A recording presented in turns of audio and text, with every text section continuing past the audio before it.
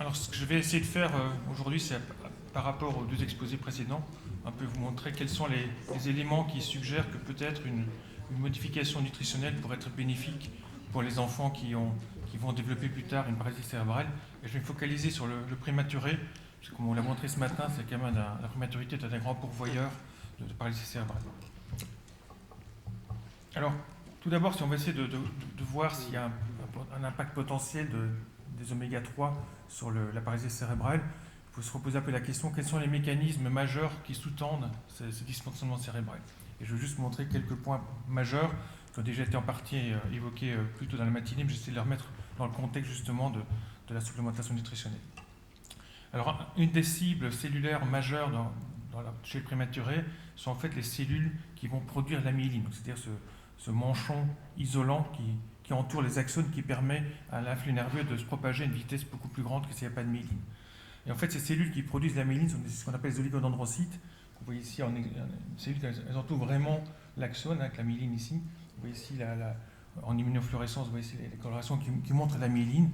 La plupart des axones dans le cerveau des mammifères sont myélinisés. C'est ça qui permet justement cette conduction rapide et qui permet justement aux informations de voyager rapidement dans le cerveau. Et ces cellules oligodendrocytaires, durant le développement cérébral, elles passent par différents stades. Et on a un stade tout à fait immature, il y a plusieurs stades intermédiaires, peu importe les noms, et ce n'est que le stade final, totalement mature, qui peut produire cette myéline. Si vous avez des oligodendrocytes qui sont à des stades intermédiaires, même s'ils sont en nombre suffisant, ils ne seront pas capables de produire cette myéline, et donc le cerveau fonctionnera mal. Effectivement, je suis prématuré, en tout cas un certain nombre de grands prématurés, ce qu'on voit à l'IRM par exemple, mais également dans des études post-mortem pour les enfants qui malheureusement décèdent, on voit qu'il y a un défaut de myéline. Il y a trop peu de myéline dans certaines structures cérébrales. Et ce qui a pu être démontré chez l'homme relativement récemment, c'est qu'en fait, ces cellules qui produisent la myéline sont bien présentes, elles ne meurent pas en général, mais beaucoup d'entre elles restent bloquées à un stade intermédiaire. Donc elles sont bien là, mais elles ne sont pas capables de produire la myéline parce qu'elles sont immatures. C'est le premier élément important dans la pathogénie des lésions de la paralysie cérébrale. Donc problème de maturation d'un type cellulaire bien précis. Deuxième chose qui a été mise en évidence relativement récemment grâce aux techniques d'imagerie en IRM, c'est que la connectivité, donc les connexions entre différentes régions cérébrales sont altérées chez certains grands prématurés. On voit ici un exemple, grâce à l'IRM on peut faire des très belles images, et on peut vraiment reconstruire en 3D les différentes connexions qui relient les différentes régions cérébrales entre elles. Et ce que l'équipe de Londres et d'autres équipes ont bien démontré, c'est que si on prend un groupe d'enfants prématurés par rapport à un groupe d'enfants nés à terme, et qu'on regarde comment les connexions sont dans le cerveau, ils ont pu montrer que toutes les régions qui sont ici en rouge avaient un déficit de connexion par rapport aux enfants contrôlés. Donc en fait, vous voyez, beaucoup de régions corticales, c'est le cortex, en fait, sont déficitaires en connexion avec d'autres régions cérébrales. Donc il y a un problème vraiment de connectivité relativement diffus et important chez beaucoup de ces prématurés. Donc deuxième point, donc il y a trop peu de myéline parce que les oligodendrocytes sont immatures et il y a trop peu de connexion. Troisième point, on n'a pas d'éléments totalement concrets absolus, mais les études à nouveau en imagerie suggèrent qu'il y a un problème de synapse, en tout cas d'arborisation des neurones. Comme on vous a dit tout à l'heure, Agnès, en fait, au cours du développement, il y a trop de synapses qui sont produites, et puis un phénomène de stabilisation sélective, les synapses utiles vont être maintenues, et les synapses inutiles, normalement, vont être éliminées. On a vu tout à l'heure que c'était grâce à la microglie qui va manger littéralement ces synapses excédentaires. Et ce qui a pu être montré en IRM de nouveau, c'est que la microstructure, c'est-à-dire ce qui est au niveau des cellules, est trop simplifiée chez les enfants prématurés par rapport aux enfants nés à terme. Alors, on ne peut pas dire à 100% que c'est parce qu'il y a un manque de synapses ou trop de synapses. En tout cas, la fine architecture au niveau des neurones est anormale chez les prématurés dans différentes régions. On voit ici cortex frontal, cortex pariétal, occipital. Donc quasiment partout dans le cerveau, on a une microstructure qui est anormale, qui est altérée par rapport à un cerveau normal, ce qui suggère qu'il y a un problème soit au niveau des synapses, soit au niveau des épines dendritiques, au niveau des branchements des neurones. Donc quelque part, là, la connectivité fine est également perturbée. Alors, comme Agnès vous l'a décrit précédemment, une des hypothèses principales maintenant pour expliquer les lésions cérébrales, les anomalies cérébrales de la grande prématurité, c'est d'invoquer une infection intra-utérique, une infection des membranes du placenta, qui souvent est très peu cliniquement parlante, elle est à bas bruit, c'est des germes en général peu agressifs, mais qui va développer chez le fœtus une réaction inflammatoire qui va durer, elle va perdurer, parce qu'en fait le fœtus a une immunité immature, il n'est pas capable de juguler cette inflammation. Et cette inflammation chez le fœtus, qui est au niveau général, au niveau global, systémique, va avoir deux conséquences. La première, d'induire un accouchement prématuré, parce que l'accouchement est en partie un phénomène immunitaire, mais également, malheureusement, d'induire des anomalies cérébrales, dont notamment le blocage de maturation des oligodendrocytes, les problèmes d'immunisation et probablement aussi les problèmes synaptiques et de connexion. Alors, l'effecteur au niveau cérébral, la cellule que nous préférons au laboratoire, qu'on a déjà parlé tout à l'heure, c'est la microglie. Et en fait, la microglie, comme on vous a montré tout à l'heure chez les rongeurs, apparaît très tôt dans le cerveau, également chez l'homme. C'est le travaux qu'a réalisé Catherine Vernet. Dès 10 semaines de grossesse, on voit des microglies qui rentrent dans le cerveau par différents ports, par les vaisseaux, par les méninges, par les ventricules. Donc il y a vraiment une invasion massive, très tôt dans la grossesse, de ces microglies qui viennent en fait de la périphérie, qui vont envahir progressivement le cerveau. Et donc, chez un prématuré qui est né au 24, 26, 28 semaines de grossesse, on a déjà un stock extrêmement important de microglies dans le cerveau, notamment dans certaines régions de la substance blanche. Là, on voit que se développent les lésions. Et donc, sur base de ces associations et sur base du contexte inflammatoire, l'hypothèse est que ces microglies jouent un rôle clé dans la genèse des lésions. Alors, quelques éléments qui vont dans ce sens-là. Ça, c'est une étude post-mortem. À gauche, il y a un fœtus contrôle, c'est-à-dire qu'il n'a pas de lésion cérébrale détectable, et à droite un prématuré qui est décédé quelques jours après une naissance prématurée, avec des petites lésions à la substance blanche. Je vois ici, si vous regardez le panneau ici GH, ça c'est le contrôle, il y a quelques microglies qui sont laissées avec des petits prolongements qui montrent qu'elles sont au repos, elles ne sont pas actives. Et là à l'inverse, correspondant à la lésion de la substance blanche, vous voyez beaucoup plus de cellules, beaucoup plus rondes, qui est un signe d'activation. Donc on a des éléments chez l'homme qui suggèrent qui montre que la microglie est activée et pourrait donc jouer un rôle important dans la genèse des lésions. Alors, pour vraiment démontrer un rôle causal, on ne peut pas le faire chez l'homme, il faut passer au modèle des animaux. On a ici un modèle animal qui ressemble un peu au modèle que vous a montré tout à l'heure Agnès, qui est basé sur une inflammation périphérique. Donc on injecte des cytokines en périphérie chez des souris nouveau-nés, où on induit une inflammation systémique qui se propage ensuite dans le cerveau. En jouant avec des souris qui sont génétiquement modifiées, ça c'est Anne Lorchang et Julie Vincent au laboratoire, on peut montrer que si on délète un gène spécifique, peu importe lequel, ça peut être la kétine, mais peu importe, uniquement dans la microglie, ça suffit pour induire un défaut de myélisation, qui en fait mime ce qu'on voit avec une inflammation systémique. Donc ça vous montre clairement, c'est vraiment une démonstration causale, que la microglie, à elle seule, peut être capable d'induire ce défaut de myélisation. Ça c'est une redite de ce que vous a montré Agnès. Une autre forme, vous avez ici en vert, c'est un dendrite avec ces petites épines, c'est là que sont les synapses. Vous voyez ici en jaune microglie. Au cours du développement cérébral, vous voyez vraiment que cette microglie vient manger certaines épines dendritiques. C'est vraiment la phagocytose qui va vraiment manger. Sur Internet, vous prêtez des petits films, vous voyez vraiment la microglie jaune qui avale des morceaux verts.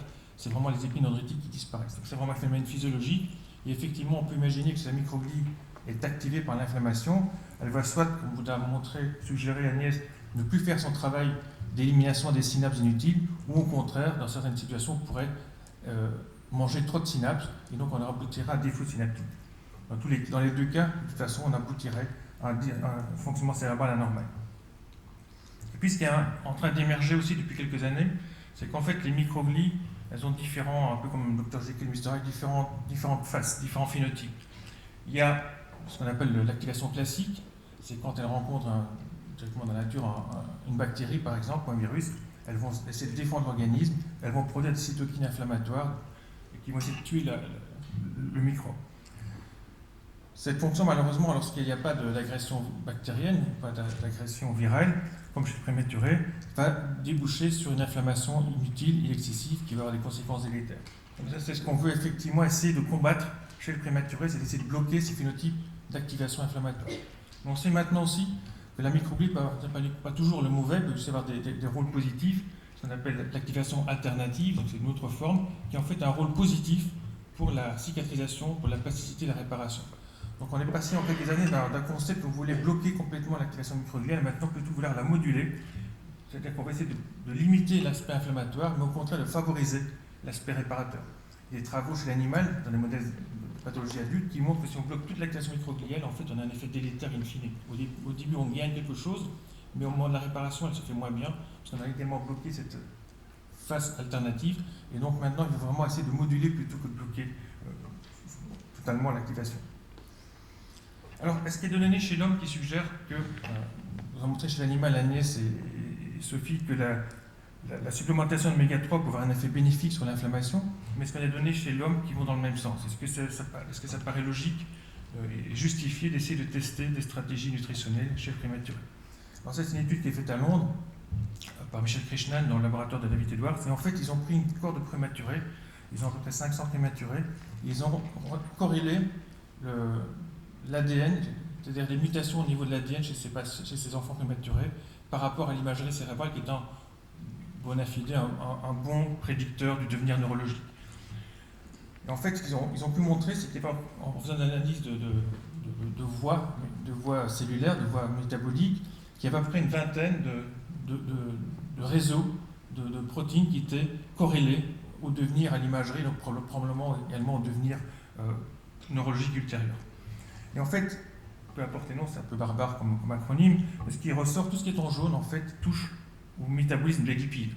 Donc en fait, vous voyez que parmi les 20 voies principalement associées au devenir en imagerie, on retrouve à peu près la moitié d'entre elles sont liées au métabolisme lipidique, ce qui suggère très fortement que quelque part, d'avoir un métabolisme lipidique altéré vous met à risque d'avoir des anomalies cérébrales si vous êtes né prématuré. Il y a également d'autres éléments un peu indirects qui vont dans le même sens.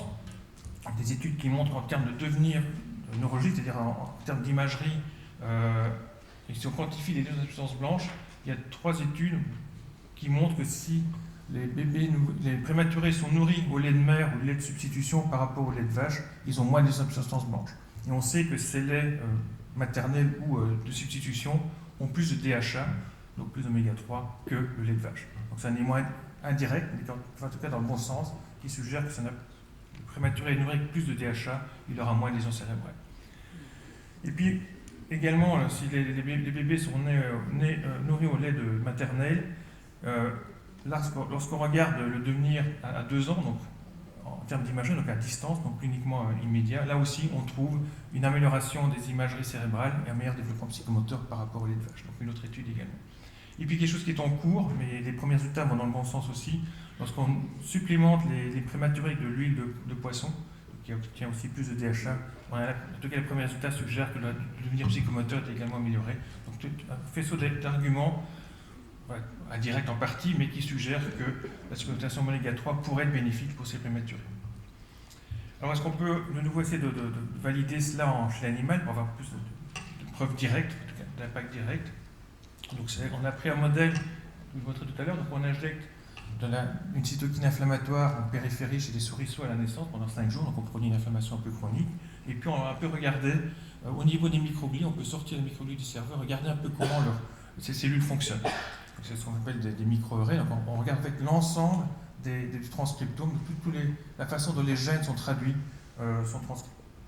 Et ce qu'on a pu voir, de nouveau avec la collaboration avec l'Angleterre, c'est que, c'est un peu petit, mais parmi, de nouveau, les réseaux de gènes qui sont activés différemment chez les animaux qui sont enflammés par rapport aux qui ne sont pas enflammés, on retrouve énormément de voies qui sont liées au métabolisme lipidique. Donc, les microglies du modèle animal et les enfants prématurés, dans les 2 cas, on retrouve une surreprésentation d'anomalies du métabolisme lipidique associées à des lésions cérébrales. Donc ça, c'est vraiment des arguments forts qui suggèrent que, effectivement, manipuler la nutrition pourrait avoir un impact non négligeable.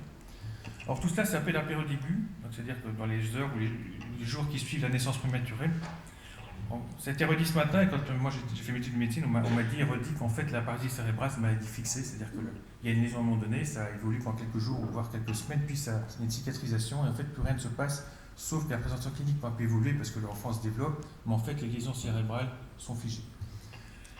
Alors ça, c'était un concept qui est encore enseigné dans l'école de médecine, mais nous et d'autres, notamment l'Avdaman à Boston et nous à Paris, on a émis l'hypothèse que c'est peut-être pas aussi vrai, peut-être pas toujours aussi vrai que cela.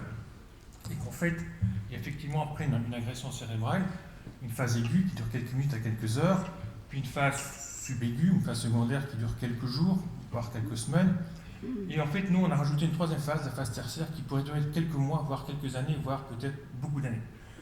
Alors, vous me direz, ça peut un peu constituer les théories, mais si on arrive à le démontrer, ça va avoir une application évidemment thérapeutique importante, puisque ça voudrait dire que les choses continuent à se développer même à bas bruit pendant des années. Donc d'une part, ça veut dire qu'on peut intervenir sur ce phénomène-là, et d'autre part, ça veut dire aussi que les choses peuvent se dégrader avec le temps, c'est-à-dire qu'on a une double conséquence. Alors, je vais montrer deux éléments qui soutiennent l'hypothèse. Ce n'est pas chez les prématurés. Pour l'instant, on n'a pas encore la preuve formelle que ça se passe bien et bien chez les prématurés. Il y a d'autres cas de pathologie où on a effectivement une phase tertiaire. Premier exemple, c'est les traumatisés crâniens. Donc, ce sont des adultes qui ont un seul traumatisme crânien, relativement sévère. Ils ont passé quelques jours en soins intensifs. Et puis, entre 11 mois et 17 ans, c'est le nombre de mois après le traumatisme, on aura fait un examen cérébral, ça s'appelle la PET scan. On injecte une molécule qui en fait va se fixer sur les microglies activés. Donc c'est spécifique de l'activation des microglies. C'est un individu contrôle, vous voyez, tout est bleu, c'est-à-dire qu'il n'y a pas de fixation, le cerveau n'est pas enflammé, il n'y a pas de microglies activés et tout est bleu. Vous voyez ici que chez les 10 patients, jusqu'à 17 ans après le traumatisme crânien, vous voyez du vert et du rouge, donc il persiste une activation microgliale 17 ans après un traumatisme crânien. Donc ça, c'est une démonstration chez l'homme que dans certaines pathologies cérébrales, qu'on pense aussi d'être fixé, le traumatisme crânien, quand on nous apprend ça, il y a des phénomènes qui se développent quelques jours, quelques heures, et après c'est fini. Et en fait non, il semblerait que pendant des années, après le traumatisme crânien, il persiste une inflammation cérébrale.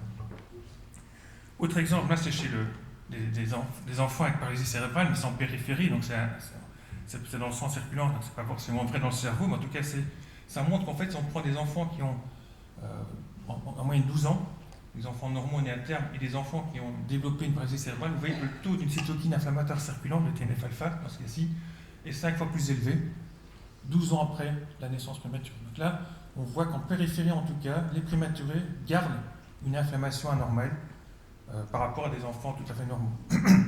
Alors ça ne nous dit pas que dans le cerveau, c'est la même chose, mais en tout cas, ça suggère quelque part que le prématuré, la paralysie cérébrale peut être quelque chose de plus dynamique dans le temps que traditionnellement enseigné.